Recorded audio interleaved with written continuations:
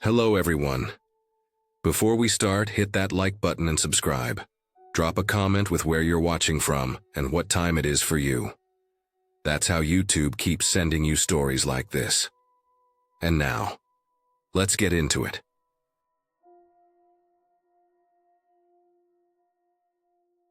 I moved into my Capitol Hill apartment at the end of September, just as the weather was shifting into that damp, gray transition between summer and fall.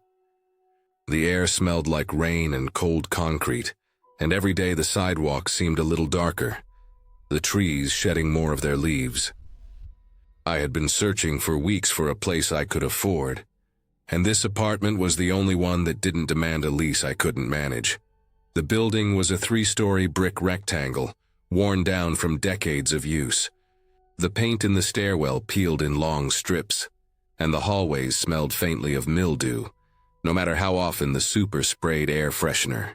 But my unit, a 1-bedroom on the 2nd floor, was decent enough. Old radiator in the corner, squeaky floorboards, windows that rattled when buses passed outside on the avenue. Still, it was mine, and after years of roommates, I was glad to have my own space, even if it meant thin walls and paper ceilings. The first week I lived there, I thought I had the kind of neighbor you want. The person in the unit above me, whom I hadn't met yet, seemed quiet. No loud music, no constant visitors. At night I sometimes heard her dog. At least I assumed it was a dog. I'd hear claws clicking on the wood, sometimes a scratch along the floor, sometimes a low growl, almost like a restless huff. It didn't bother me. I actually found it comforting. A sign of life above me. I'd had far worse neighbors in other places. People who threw parties on weeknights, couples who fought loud enough for the whole building to hear. Compared to that, a dog was nothing. I told myself I was lucky. Weeks passed, and it became part of my routine. I'd come home from work, cook something simple in the small kitchen, maybe stream a show until I got sleepy, then lie in bed listening to the faint sounds above me. The pacing was usually worst around midnight. I figured the dog was restless, moving around until his owner went to sleep. I didn't actually meet her until mid-October.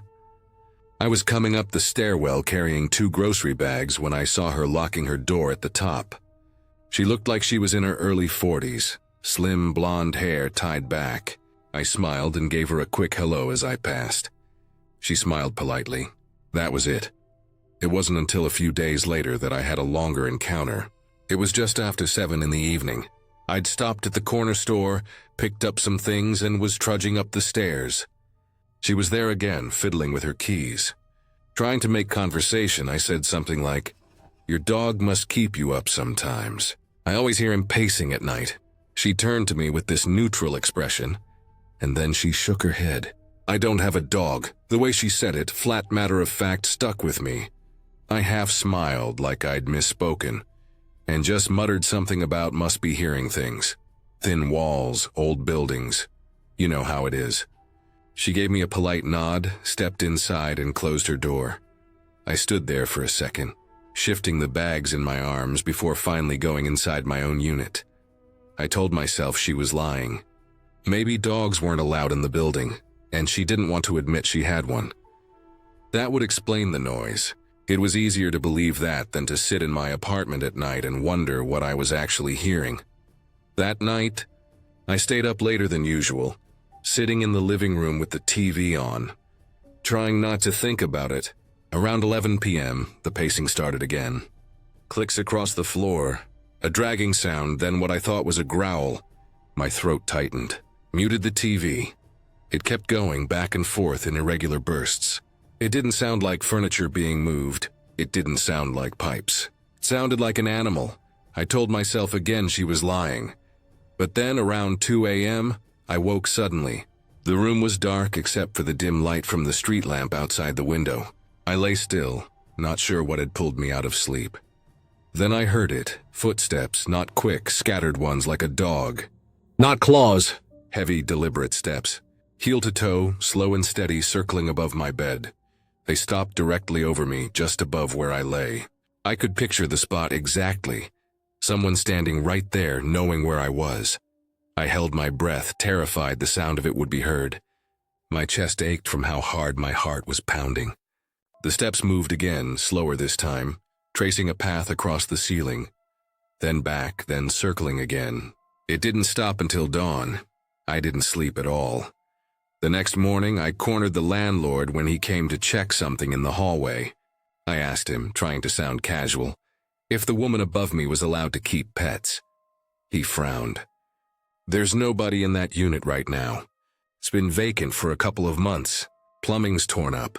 No one's supposed to be in there. I stared at him, waiting for some explanation, but he didn't seem to notice my face.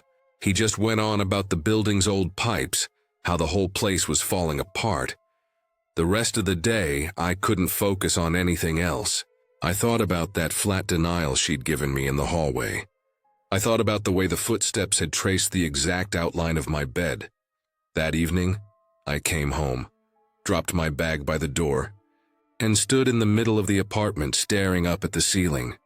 From then on, the sounds became a constant. Not every night, but often enough that I began to dread bedtime. Sometimes it was pacing, sometimes scratching, sometimes heavy steps that seemed to track me as I moved through my apartment, into the kitchen, into the bathroom, then back to the bedroom. It didn't happen during the day. Only after midnight, always between 2 and 4 in the morning. By late October, I was barely sleeping. I stopped staying in the bedroom. I'd fall asleep on the couch with the TV running low. Anything to keep from lying in the dark, listening to the creaks overhead. But no matter where I slept, the sounds seemed to follow. One night, desperate to prove to myself it was just the building settling, I went outside. I stood on the sidewalk staring up at the vacant unit. The windows were dark, no sign of life. At 2:10, I heard it faintly. Floorboards shifting, a slow drag across the planks. The windows stayed still. The room stayed black. That was the night I realized it wasn't in my head. I wanted to call the police, but what would I say?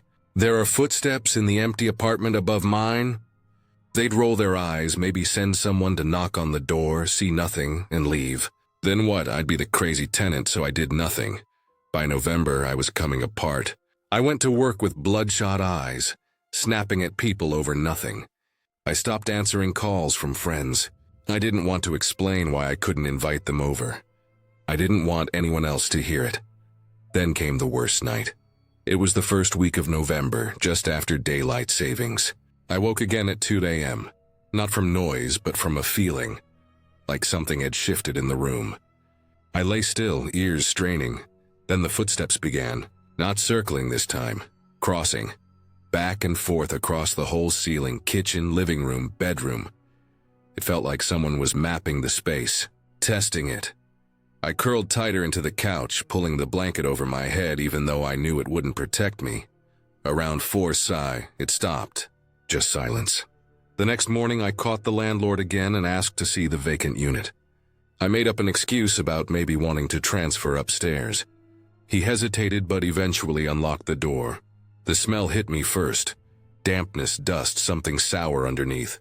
The place was stripped to the bones, drywall torn out, pipes exposed, bits of insulation hanging.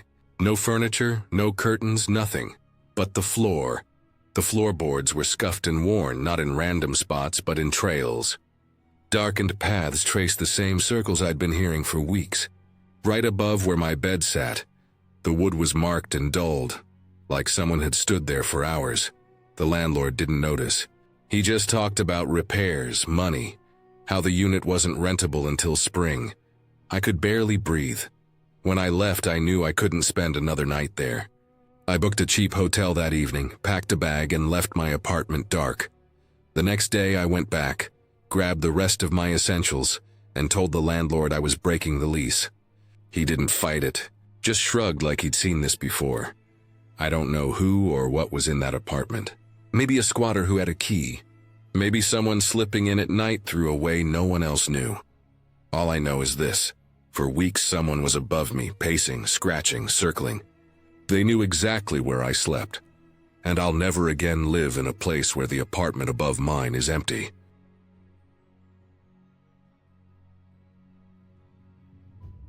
I rented a duplex in East Austin back in 2016. It wasn't much to look at, but the rent was cheaper than most places I'd found, and at the time that was all I cared about. My half of the place had peeling white paint, rust on the gutters, and a cracked driveway that sloped just enough to make parking awkward. The yard was patchy and uneven, with weeds growing taller than the grass in some spots. It wasn't ugly, but it had that neglected look that never really went away no matter how much you mowed. The neighborhood itself was mixed. Students, young professionals, families that had lived there for decades, and people just scraping by. On one side of me was an older man who always had a cigarette hanging out of his mouth and sat on his porch from sunup to sundown. On the other side was the duplex I shared a wall with. That half belonged to a woman in her 30s, maybe mid-30s at most. I never learned her name. She was quiet, almost invisible most of the time. Medium height, always wearing dark clothes or scrubs, hair pulled back in a low ponytail. She came and went at odd hours, usually late at night or early in the morning, so I assumed she worked nights. Maybe a nurse, maybe a bartender. We didn't talk much, not even small talk. If we passed each other in the driveway, we'd give each other a polite nod, maybe a quick hey, but that was it. She wasn't unfriendly, just private. The walls between our units were thick enough that I barely heard her at all. Sometimes a faint thump of a cabinet closing, or her footsteps late at night when she came home. But never music, never TV, never phone conversations. That's why the first time I heard the screaming, I thought I was dreaming. It was just after 2 in the morning. I woke up to a noise that at first I couldn't place. Then it hit me, it was a scream. A woman's scream, high-pitched, sharp, panicked. It went on, raw and desperate, like someone was being attacked. My chest tightened instantly. I sat up in bed, wide awake, straining to listen. It was coming from the other side of my bedroom wall. It was coming from her place. I fumbled for my phone with shaking hands and dialed 911. I whispered into the phone, told the dispatcher that my neighbor was screaming, that it sounded like she was in real danger. The dispatcher told me officers were on the way. While I was on the line, the screaming didn't stop. It tore through the wall, jagged and relentless, mixed with sounds like gasps and choked sobs. I pressed my palm over my ear, trying to block it out, but it was useless. My skin prickled. My stomach churned. Every nerve in my body screaming with her, and then after what felt like forever but must have been only 10 minutes, it stopped. Dead silence. Not a slow winding down. Not a cry fading into exhaustion, just gone, cut off. I held my breath waiting for something else, anything else. But nothing came. The cops arrived maybe 5 minutes later. I stood at the window, peeking out through the blinds, heart still pounding. 2 officers knocked on her door, called out, waited. No answer. They knocked harder, called out again. I couldn't hear the words, just the muffled sound of voices. They stood there for a while, then eventually turned back to their cruiser. One of them wrote something down, the other shook his head, and then they left. Their taillights faded down the street, and the silence of the neighborhood settled back in like nothing had happened. The next morning, I left for work later than usual and saw her outside, loading groceries from her car. She looked completely normal, calm, even rested. She smiled faintly when she saw me, just a polite neighborly smile, and went on carrying her bags inside. I opened my mouth to ask her if she was okay, but the words stuck. She didn't look like someone who had been screaming her lungs out a few hours earlier. She didn't even look tired.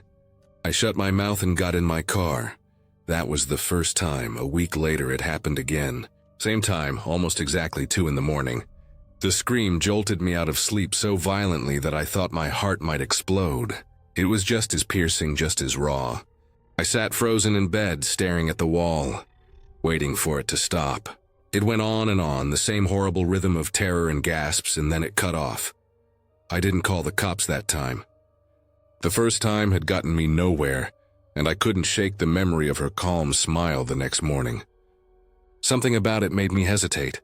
It was like I'd witnessed something I wasn't supposed to, something she wasn't going to talk about no matter what. Over the next month, it became a pattern. Not every night, sometimes 2 or 3 nights in a row, sometimes a week or more without a sound.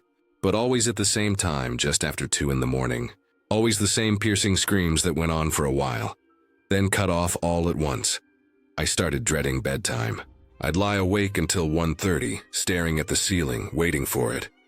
My chest would be tight, my palms sweaty. Every muscle in my body braced for the sound. When it finally came, it felt like my insides turned to ice. I tried to rationalize it. Maybe she had night terrors. I'd heard of people screaming in their sleep without remembering it later. But the thought didn't fit. Night terrors didn't usually come like clockwork. And the way the scream stopped, it wasn't natural. It was too abrupt, too final, like someone had put a hand over her mouth.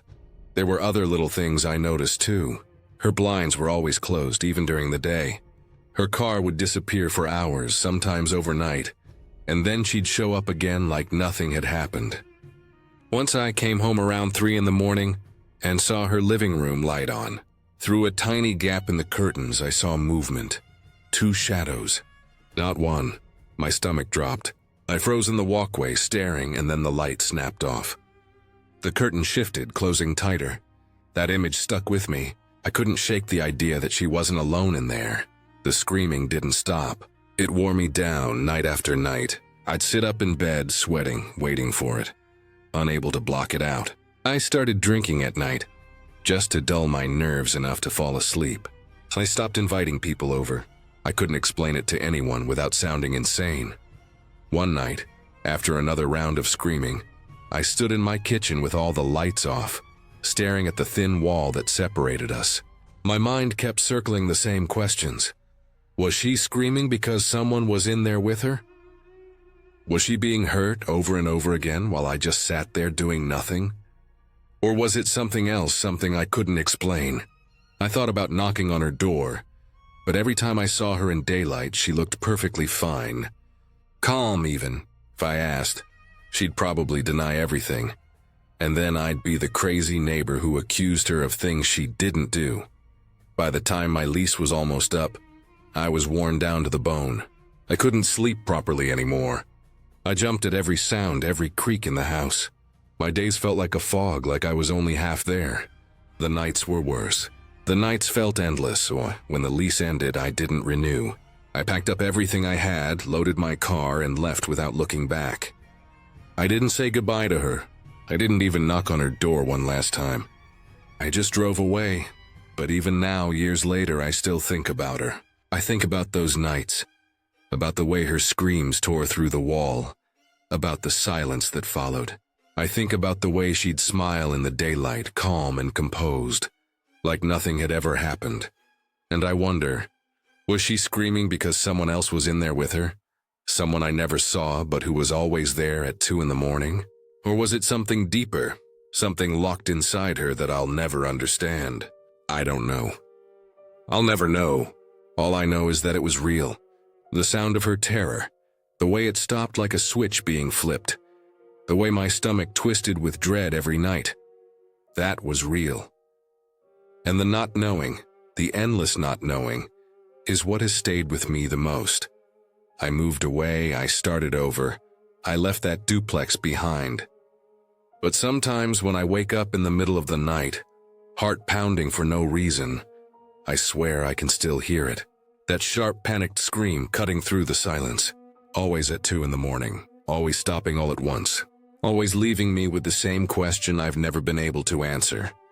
Was she alone in that house?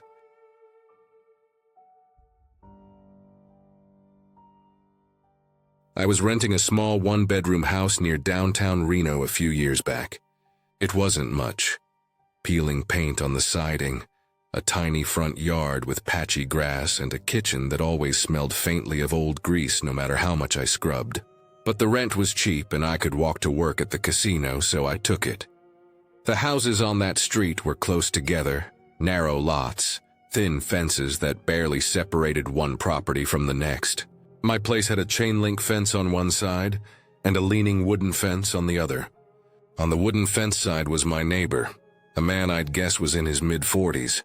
Tall, bony frame, usually in worn jeans and a dark hoodie, sometimes a ball cap pulled low.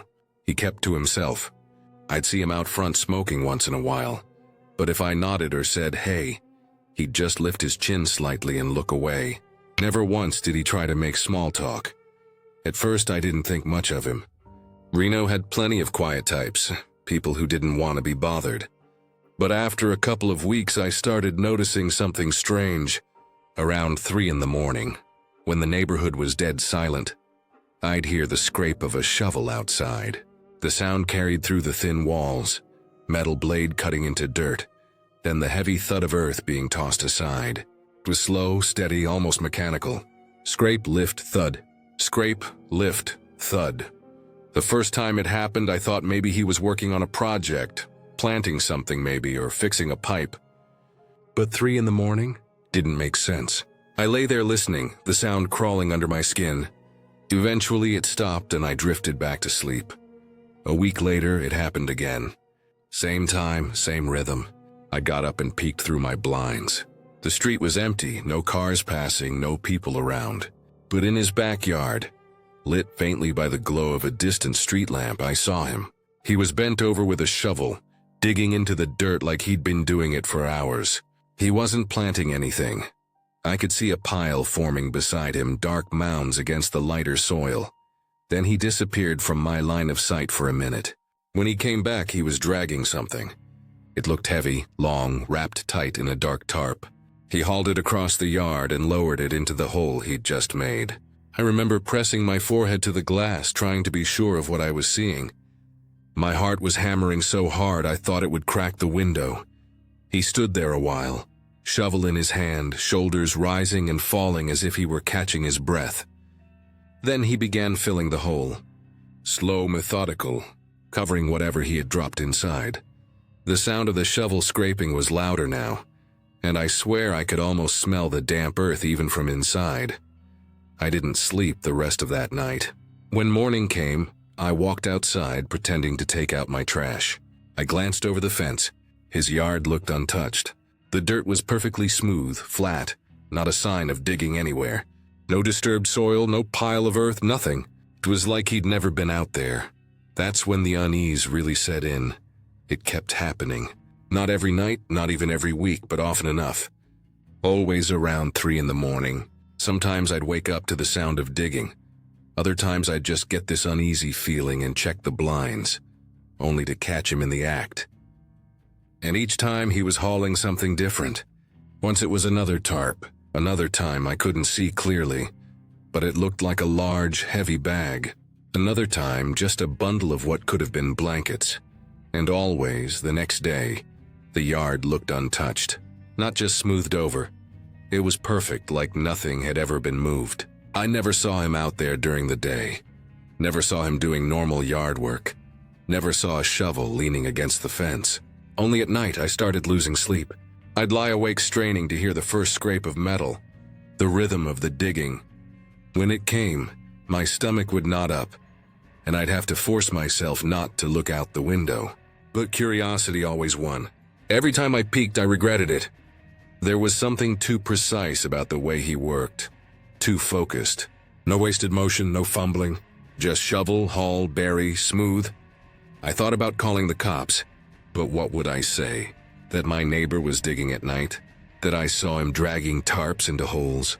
They'd ask what was inside. I couldn't say for sure. They'd come by, shine a flashlight, and see nothing but a neat backyard.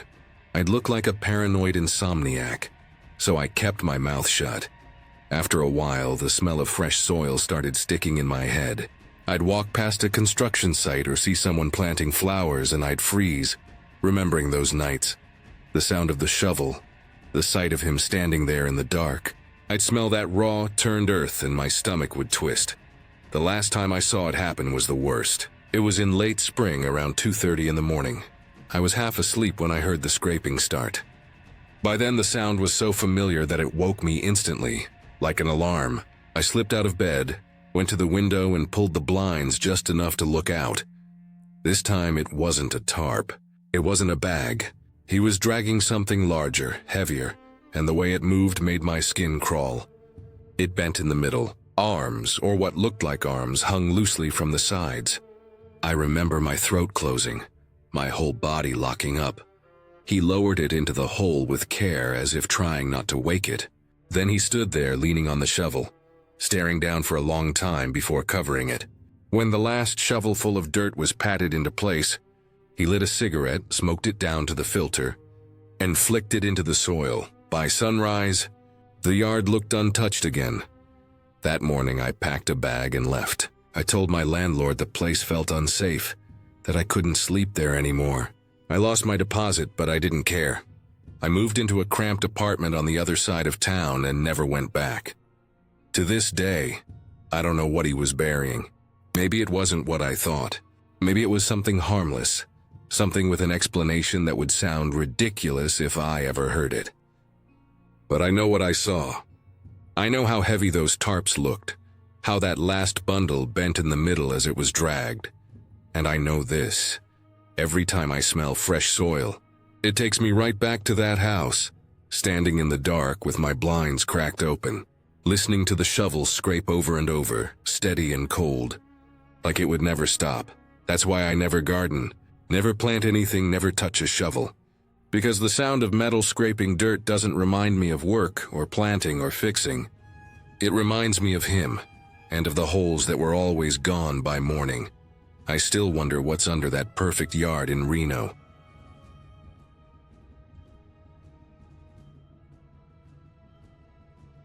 I moved into a rental house in Glendale, Arizona, a couple years back, and from the very first week, the people next door stood out.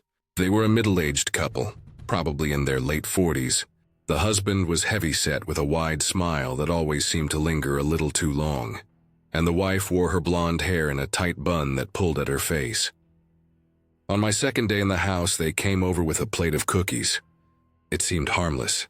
They welcomed me to the neighborhood, asked what brought me to Glendale, where I worked, if I lived alone.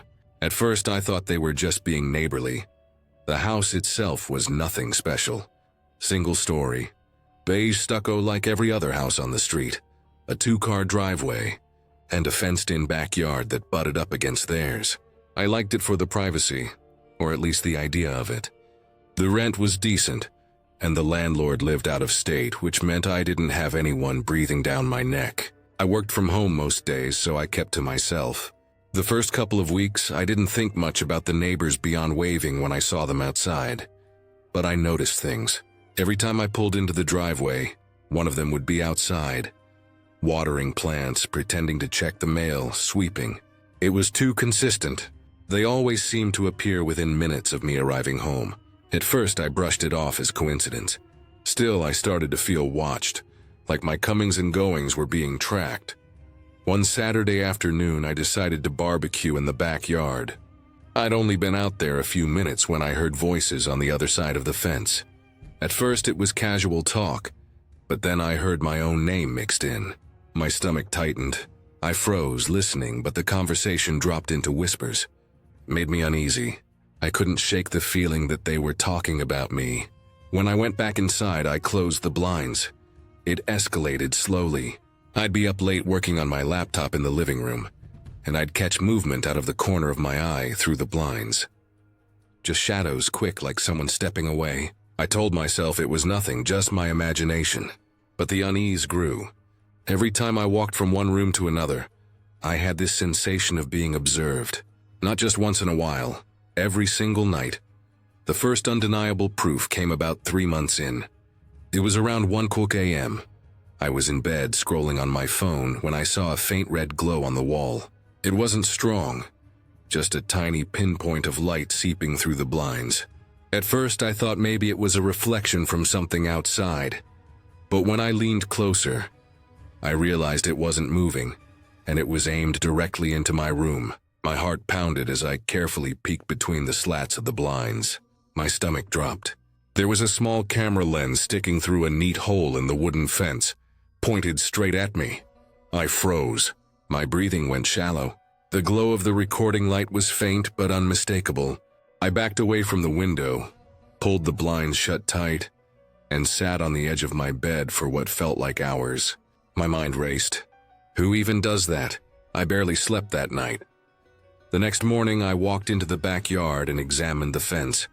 Sure enough, There was a perfectly drilled hole at head height about the size of a nickel. When I looked closer, I saw faint smudges around the wood like it had been handled recently. I felt sick. They were watching me, and not just casually. They had set this up. I wanted to call the police right then, but something held me back. I wasn't sure what I could even prove.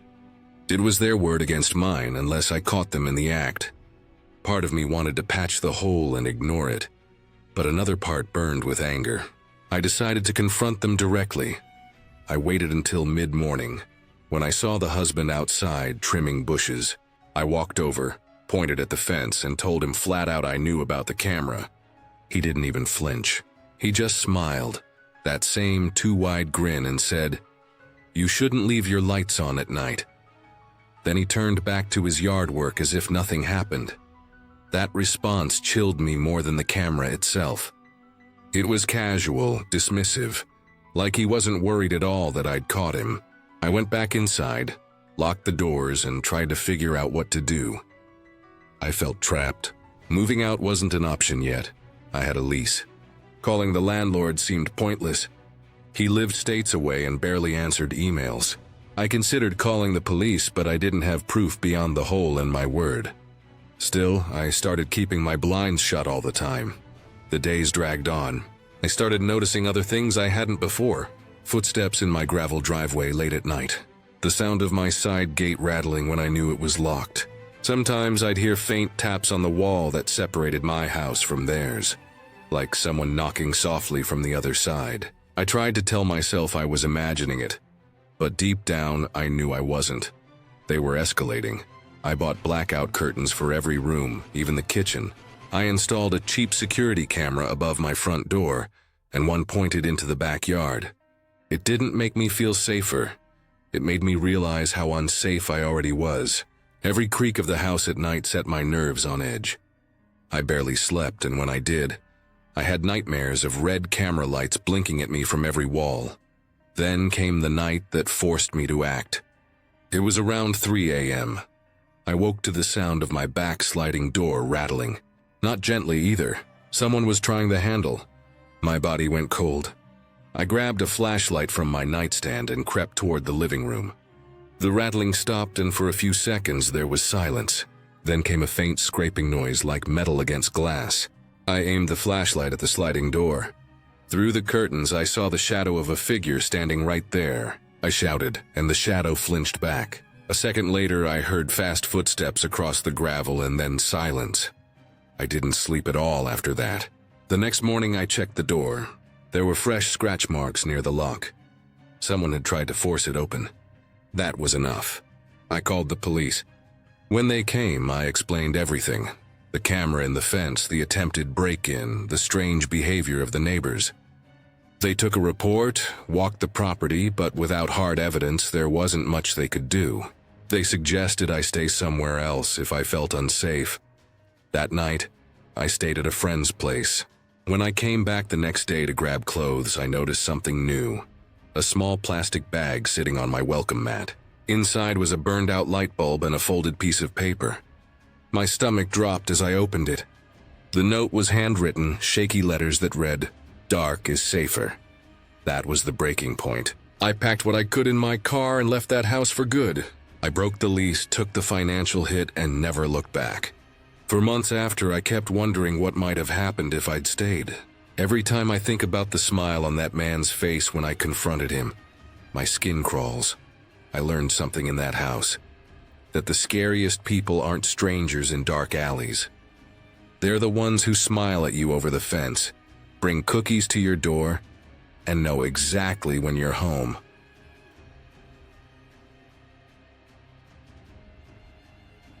I lived in a low-rise on the west side of the city.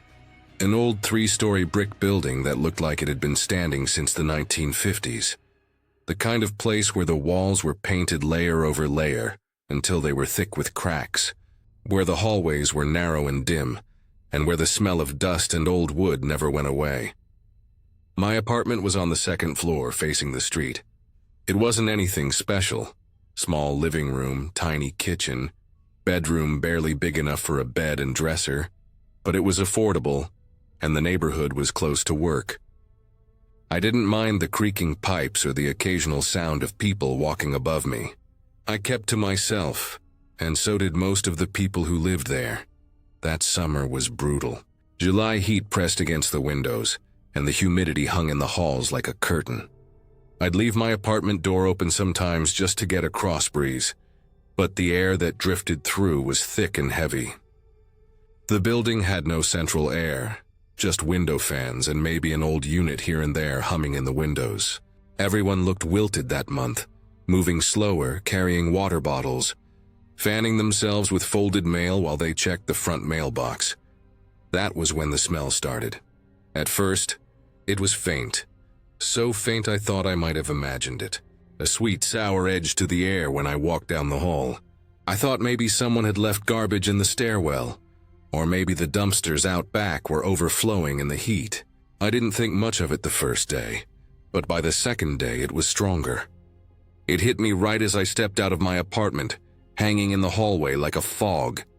Sweet, sickly cloying in a way that caught in the back of your throat. I covered my nose with my shirt and hurried down the stairs. Out on the street I could still smell it faintly on my clothes. It grew worse with each day that passed. Not just a smell anymore, but a presence thick and heavy in the hall. It clung to my apartment door, slipped under the crack, settled into the carpet. By the third day, I knew it wasn't the dumpsters. The source was inside. That was when I realized it was strongest outside one door.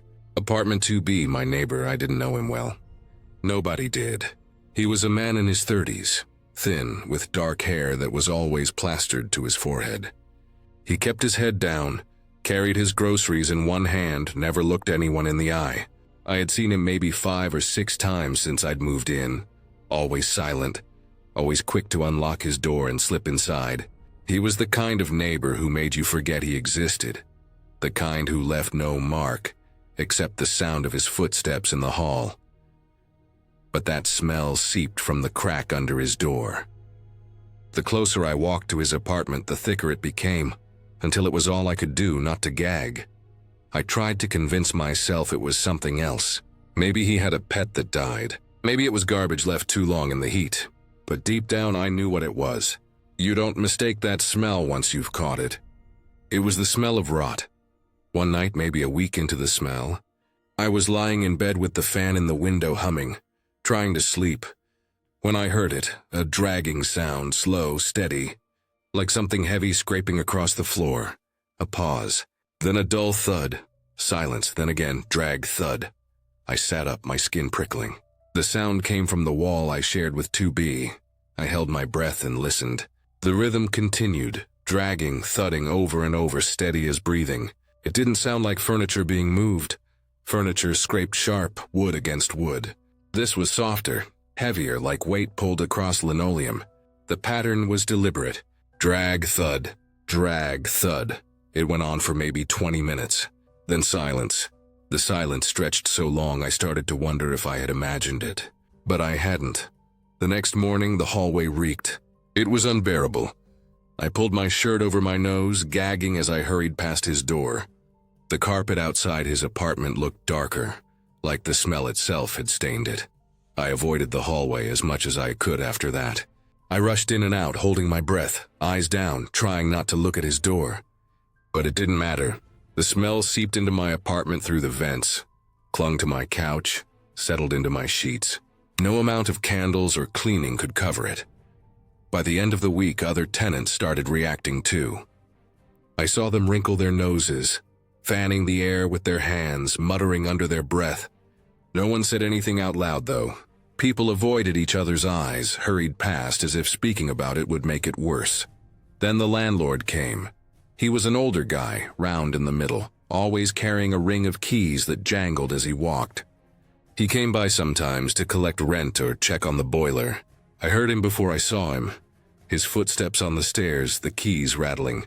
Then he stopped in the hallway, sniffed, muttered a curse. I watched from my door as he knocked on 2B. No answer. He knocked harder. Nothing. He looked at me, then at the other doors cracked open with tenants peeking out. He swore again, pulled the keys from his belt and unlocked the door. The moment it opened, the smell rolled out like a wave. Thick choking so strong I staggered back. It was the unmistakable stench of death. I slammed my door shut and stood there shaking. Minutes later I heard footsteps rushing up the stairs, voices calling out, radios crackling. Sirens had cut through the air outside. And now cops were in the hall, their boots heavy on the carpet. They moved quickly, their voices clipped and professional. I stayed inside, listening. After an hour, they brought him out. A body bag on a gurney, zipped tight, rolled down the hall and out the front door. My neighbor, gone, wheeled past in silence except for the squeak of the gurney wheels. The hallway stayed quiet after that, but the smell lingered for days. It seeped into the walls, into the carpet, as if it didn't want to leave. The cops asked a few questions, but they didn't tell us much. Just routine. Had I heard anything unusual? Had I seen anyone go in or out? I told them about the dragging sounds. The officer just nodded, scribbled something down, and moved on. No explanation, no details. The building tried to return to normal. People came and went, groceries in hand, laundry baskets on hips, doors shutting quickly behind them. But the air felt different, heavy. Everyone avoided looking at 2B. I couldn't stop thinking about that night. The dragging, the thuds. It hadn't sounded like a man collapsing. It had sounded deliberate, like something heavy being moved across the floor again and again, but they had only wheeled out one body. I packed my things 2 weeks later. I didn't care about breaking the lease, didn't care about losing my deposit. I carried box after box down the stairs, sweat dripping in the July heat, until my apartment was empty. When I handed the keys back, I glanced down the hall one last time. The door to 2B was closed, a new lock on it. The carpet outside was still dark, still stained, as if the smell had burned its way in. I left that building and never looked back, but even now, years later, I still hear it sometimes when I'm trying to sleep, that dragging sound, the steady rhythm, and the thought that won't let me go. What if it wasn't just him in there?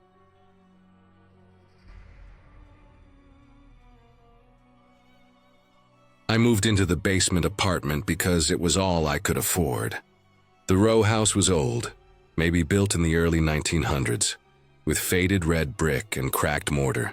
The basement unit had its own entrance down a short flight of concrete steps, the door half sunk below street level. The window was small, set just above ground, looking out into the narrow alley. The landlord told me the place had character, which really just meant it was cramped and outdated. But the rent was low, cheaper than anything else I could find, and I convinced myself I'd make it work. The apartment was barely more than a box, a small living area with a futon, a kitchenette with a stove older than me, and a narrow hallway that led to the bathroom and closet. The ceiling was low enough that I could touch it with my palm. The floor creaked underfoot, even though it was just linoleum laid over concrete. It smelled faintly of damp plaster and mildew, no matter how many candles I burned. I didn't love it, but I told myself it was temporary. 6 months, maybe a year. Just enough to save some money and move somewhere better. The man who lived upstairs introduced himself the day I moved in. He leaned over the porch railing as I carried boxes down into the basement. He was in his mid-60s, maybe older, with thin white hair, glasses that caught the sunlight, and a permanent hunch in his shoulders. He smoked while he watched me, slow drags, the tip glowing red. When I looked up, he gave a polite nod but said nothing. That was the only time he acknowledged me. After that, he kept to himself. At first, I appreciated the quiet. No loud music, no vacuum running at midnight, no constant stomping overhead. Sometimes I'd hear the floorboards creak when he walked from one end of his unit to the other. But the steps were slow and deliberate, never rushed. It was almost comforting in the beginning, like proof that someone else was around in the otherwise silent building. The first month passed without anything unusual. I worked late shifts, often not getting home until after midnight, and the building always felt the same when I returned. Quiet, still, almost too still. Then small things started to happen. One morning I found my front door unlocked. At first I thought it was my mistake. Maybe I was tired the night before and forgot to turn the deadbolt. But then it happened again a few days later. I was sure I had locked it that time. I had a routine. Lock the door, check it, set my keys on the counter. Yet when I woke up, the bolt was open. Nothing was missing, nothing moved. So I told myself I was being forgetful. The third time, I stood in front of the door for a long time. I remembered turning the lock. I remembered the solid click under my fingers. And yet, in the morning, it was unlocked again. I started feeling uneasy in the apartment. I double-checked the lock before bed, then triple-checked it. I tugged the handle, shook it, pressed my forehead against the door just to make sure it wouldn't move. And still, sometimes in the morning, it was open. Then came the coffee. It was early, still dark outside. I woke up to a faint sound, a soft gurgling that I couldn't place at first. Then I smelled it, coffee brewing. My heart started racing before I even moved. I didn't drink coffee every day, but when I did, I always made it myself in the morning. I never set the timer, never filled it the night before. I got out of bed slowly, bat in hand, and crept toward the kitchenette. The coffee pot was on. The switch had been flipped, water poured into the reservoir, fresh grounds in the filter. The carafe was half full, steam rising off the dark surface. I stood there for a long time, staring at it, listening to the last few drops drip down. My hands shook. I unplugged the machine, dumped the pot down the sink, and shoved the whole thing into a cabinet. For the rest of the day, I couldn't focus on anything. I kept looking around the apartment like something would give me an answer. Nothing did. After that, I started sleeping with the bat beside my futon. A week later, it happened again. Worse this time. It was just before dawn, a faint blue glow through the basement window. I lay on my back, staring at the ceiling, when I heard running water. At first, I thought it was upstairs. The pipes rattled sometimes when the man ran his sink, but the sound wasn't muffled, it was close. Very close, my shower. I froze, every muscle tight, listening to the steady rush of water. My hands found the bat before my mind could even catch up. I stood heart hammering and crept toward the bathroom. The door was wide open, steam curling out into the hallway. The shower was blasting full force. Hot water sprayed against the tile, fogging the mirror. But the room was empty. I yanked the curtain back, my breath sharp, but nobody was there. Just the hiss of water draining away. I shut it off and stood on the wet floor, trying to understand. That day, I checked every possible way in and out of the apartment. The window was sealed with rusted bars, the frame screwed into the brick. The door showed no scratches or tampering. The only place I hadn't looked was the closet. The closet was built into the far wall, its wooden door warped so it never shut properly. I'd shoved boxes of old clothes and junk inside when I moved in, then mostly ignored it. But something made me check that day. I pulled everything out, setting boxes in the hallway. At the back wall, I noticed a panel of wood that didn't match the rest. The paint was newer, cleaner. I pressed against it and the panel shifted. Behind it was a crawl space. The opening was small, but big enough for a person to squeeze through. The space ran maybe 8 feet before angling upward. At the far end was another opening, a jagged square cut into the floorboards above. His unit. I shined a flashlight inside. The floor of the crawl space was scuffed, dust cleared in streaks. Smudged handprints marked the wood. Someone had crawled through there. I backed away, breathing hard, staring at the panel. Everything made sense now. The door unlocking, the coffee, the shower. He had been coming in, watching me. That night I shoved the panel back into place and piled boxes in front of it. Then I sat awake with the bat across my lap, staring at the closet, waiting for the faintest sound. The creaking overhead came just after midnight, slow, deliberate steps across his living room. They moved to the corner above my closet, then stopped. I sat there in the dark, bat clenched, every hair on my body standing up. Minutes stretched into hours. Finally, the creaks faded, his steps moving away. I didn't sleep. Over the next week, I noticed more signs. A mug moved on the counter. My shoes shifted near the door, the faint smell of smoke lingering in the apartment even though I never smoked. Each time I checked the closet, the boxes had shifted slightly. I didn't call the police. What could I tell them? An old man upstairs was crawling through a passage into my apartment? There was no damage, nothing stolen. They'd tell me to talk to the landlord, so I did. The landlord brushed me off. He said the building was old, basements shifted, doors stuck and unstuck. When I mentioned the crawl space, his expression tightened. He told me not to mess with the structure and said the space was probably from old renovations. He didn't offer to seal it. He didn't care. That night I nailed the panel shut. I hammered 6 nails deep into the wood, bent the heads flat so they couldn't be pulled easily. Then I shoved the boxes back and stacked 2 heavy chairs in front of the closet door. At 2 a.m., I woke to the sound of scratching. It was faint at first, then sharper. Wood shifting. I sat up, heart racing, listening. The scratching came from the closet. Then a dull thud, like someone pushing against the panel from the other side.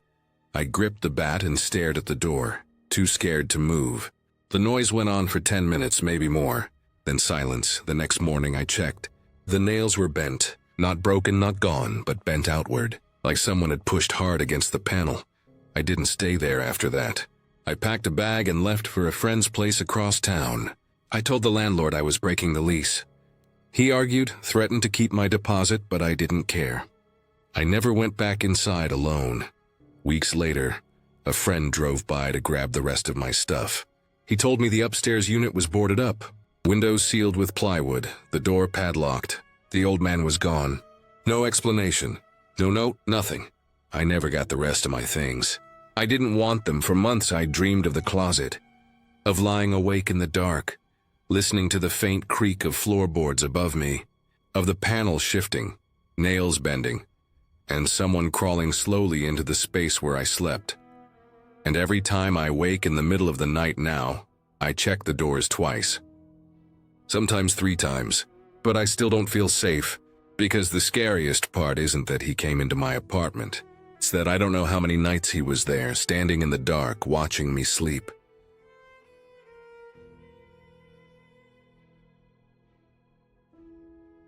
I moved into that studio in Wicker Park in late February. It was small, nothing fancy. 1 room with a kitchenette, a bathroom that smelled faintly like old pipes no matter how much bleach I used, and a window that faced the back alley. Rent was high for what it was, but that's Chicago. I didn't mind. The place had character, exposed brick on one wall, creaky hardwood floors, the kind that groaned when you walked across them at night. The window was the selling point for me, honestly. 3rd floor, with a fire escape just outside, overlooking the row of buildings across the alley. The first couple of weeks, life was normal.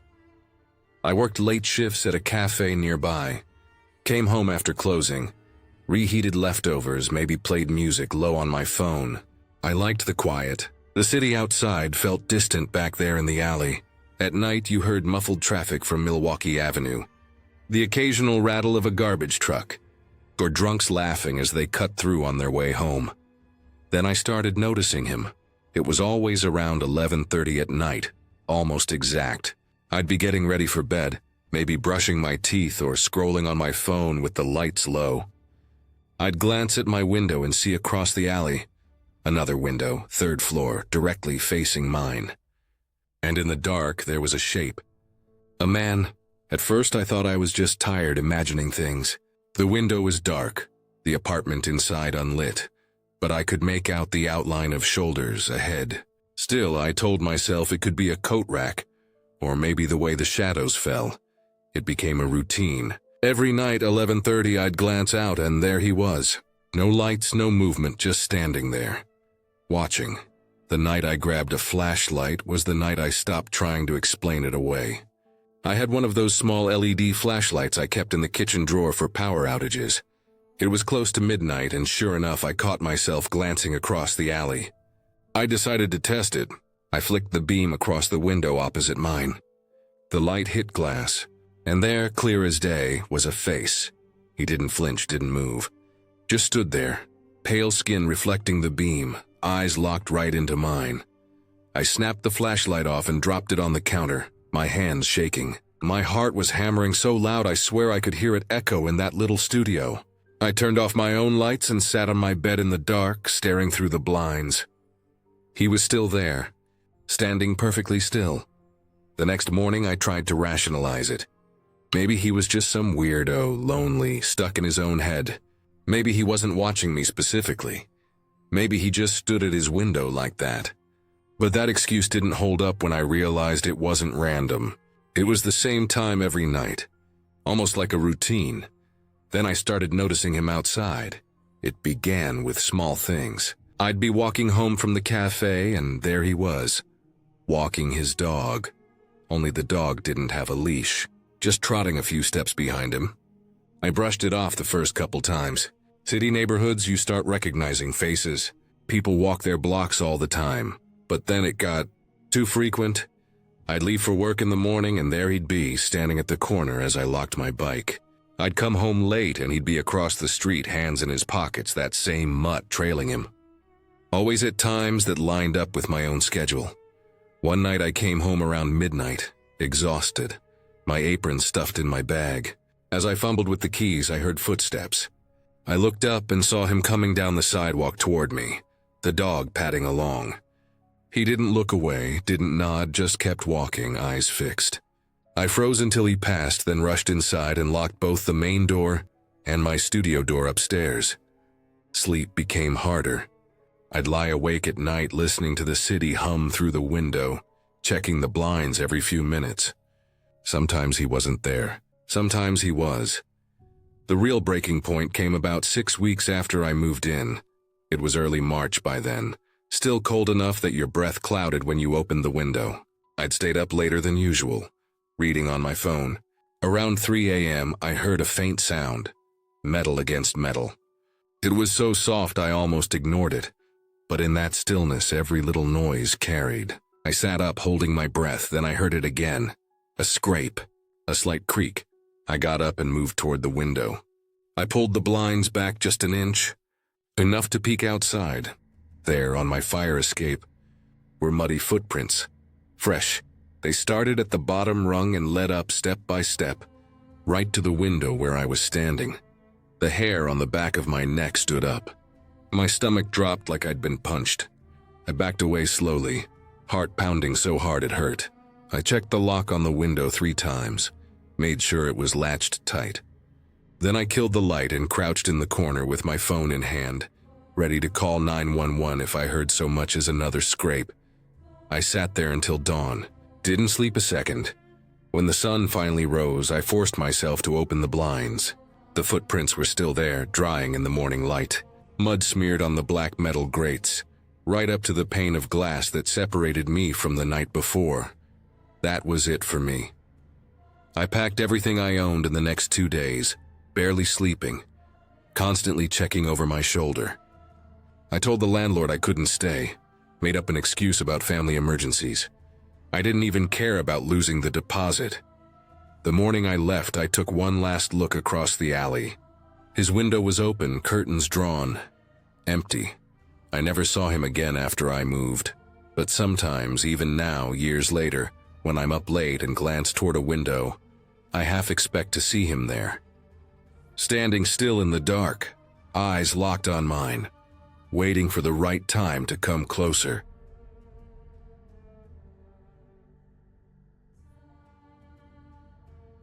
I rented a second-story apartment in an old Victorian house that had been divided into 3 units sometime in the 70s. The wood siding was faded and peeling, a tired shade of yellow that looked gray in certain light. The porch sagged at the steps and the banister wobbled when I put my hand on it. But the rent was cheap, far cheaper than anything else in the neighborhood. And when I signed the lease, I convinced myself that the flaws were just character. The kind of charm people pretended to love when they couldn't afford modern apartments. The upstairs apartment where I lived had tall windows, uneven floors, and a faint smell of dust that never went away no matter how much I cleaned. Every footstep echoed, every door creaked, and every draft seemed to find its way through the cracks in the window frames. I told myself that was just part of the deal with an old house. But the house wasn't really what made the place strange. It was the man who lived directly below me. He was a handyman, or at least that's what everyone called him. I never saw him leave for a job, never saw a company van parked outside, never saw him come home with supplies, but he was always fixing something. He had a wiry frame, permanent stubble, and skin that looked like it had seen too much sun and too little sleep. I'd pass him on the stairs or in the yard. He always had tools in his hands or tucked in his belt. He wasn't unfriendly, but he wasn't approachable either. His eyes didn't meet yours. They flicked past, always somewhere else. The first odd thing I noticed was the attic hatch in the hallway. It was a small square panel, set into the ceiling halfway between my apartment door and his. The kind of thing you'd expect to pull down with a rope and climb up into with a ladder. I hadn't thought about it much when I first moved in. The landlord had told me there was no attic, no basement, nothing but the 3 units and a crawl space under the porch. When I asked about storage during the tour, she was firm. Just the apartments, no attic, no basement. A few weeks later, I saw him in the hallway with a step ladder. He unfolded it, climbed up, and pushed open the hatch. He had a headlamp on his forehead and a tool belt slung around his waist. He climbed up, hauling a flashlight and what looked like a small box of nails or screws. I stood in my doorway for a moment, pretending to lock it while I watched him. He didn't acknowledge me, just disappeared up into the dark square above, then pulled the hatch closed behind him. It didn't sit right with me. When I saw the landlord a few days later, I asked again about the attic. She repeated what she'd said before. There wasn't one. I didn't push her. But the image of him vanishing into a space she swore didn't exist stuck with me. Then came the noises. The first time I heard them, it was past midnight. I had been asleep, half dreaming, when I woke up suddenly, my eyes snapping open to the dark. At first, I thought it was nothing. Then I heard it again, a sound from directly above my bed. Not a creak of wood or the settling of the house. This was different, scraping, like fingernails dragging across the plaster ceiling. Slow, steady, deliberate. I held my breath and stared upward. The sound traveled, moving from one side of the room to the other, stopping for a few seconds, then starting again. I told myself it must be an animal. Old houses had gaps, spaces where squirrels or raccoons could sneak in. Maybe a bird had gotten trapped. I forced myself to stay in bed, to close my eyes, and eventually sleep came. But the next morning, I walked down the hallway and looked at the hatch. It was closed. A thick rusted padlock hung from the latch. I pulled on it just to check. It didn't budge. If something was up there, it was locked in tight. The noises didn't stop. Every few nights, usually between 1 and 3 in the morning, I'd wake to hear them again. Sometimes scratching. Sometimes the thud of something heavy being dragged across wood. Sometimes softer sounds, almost like fabric shifting. Once I swore I heard breathing. Slow, steady breaths that seemed to seep through the ceiling into my room. I started losing sleep. At work, I sat at my desk staring at the computer screen while my eyes burned. Coffee didn't help. My nerves were fried, stretched thin by nights of lying in bed waiting for the sounds. Some nights they came, some nights they didn't. The uncertainty was worse. The handyman downstairs didn't act any different. I'd see him smoking in the yard, leaning against the porch railing, his eyes fixed on the house like he was studying it. He never looked directly at me. Not once. Then came the night I came home late. It was a Tuesday. Rain had fallen earlier in the evening, leaving the air heavy and damp. I unlocked my apartment, flipped on the light, and walked inside. Everything looked normal at first. My bag was where I'd dropped it. The dishes still sat in the sink. Then I walked into the bedroom. The bed had been moved. It wasn't just shifted a little, the way furniture sometimes gets nudged when you bump it.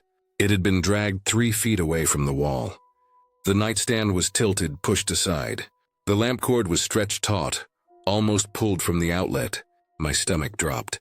I knew I hadn't done that. My eyes went to the ceiling. The hatch in the hallway was open. Not wide, just cracked, hanging down an inch. Enough for me to see the padlock dangling, swinging slightly like it had been unhooked and then hastily put back. I didn't sleep in the apartment that night. I sat in my car in the driveway, hands tight around the steering wheel, staring at the windows. Every creak from inside the house made me flinch. My eyes stayed on that dark square of my bedroom window, waiting for movement. When the sun rose, I made my decision. I called the landlord and told her I was breaking the lease. I didn't explain. I just said I couldn't stay. She didn't argue. Maybe she had heard it before. I packed everything that day, box after box, down the stairs to my car.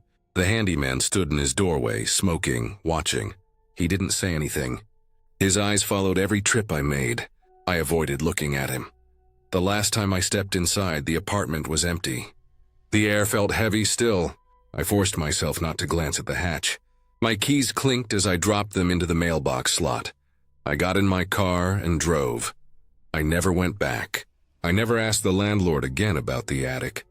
I never tried to find out what was really above that ceiling or why my bed had been moved. Some part of me wanted answers, but a bigger part knew I didn't need them because I already knew enough. Someone had been up there, and that was all I needed to know.